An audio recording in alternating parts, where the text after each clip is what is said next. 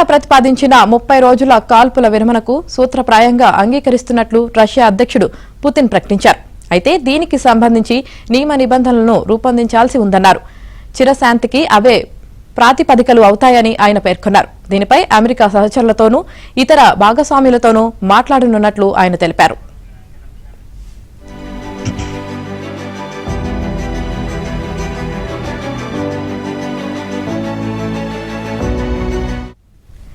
శాంతి ఒప్పందాన్ని ఎవరూ ఉల్లంఘించకుండా తగిన యంత్రాంగాన్ని రూపొందించాల్సిన అవసరముందని పుతిన్ చెప్పారు.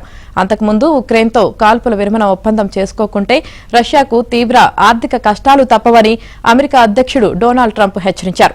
తాను తలుచుకుంటే రష్యాకు కష్టాలు తీవ్రం చేయగలనని, అది రష్యాకు వినాశకరమవుతుందని అన్నారు. అయితే తను అలా కోరుకోవట్లేదని, శాంతిని కోరుకుంటున్నానని చెప్పారు.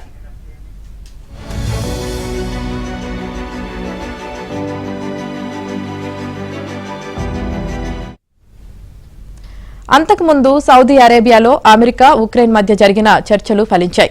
ఈ చర్చల్లో భాగంగా 30 రోజుల పాటు కాల్పుల విరమణకు ఉక్రెయిన్ అంగీకరించింది. దీంతో ఉక్రెయిన్పై విధించిన ఆంక్షలను ఉపసంహరించుకున్నట్లు ట్రంప్ ప్రకటించారు.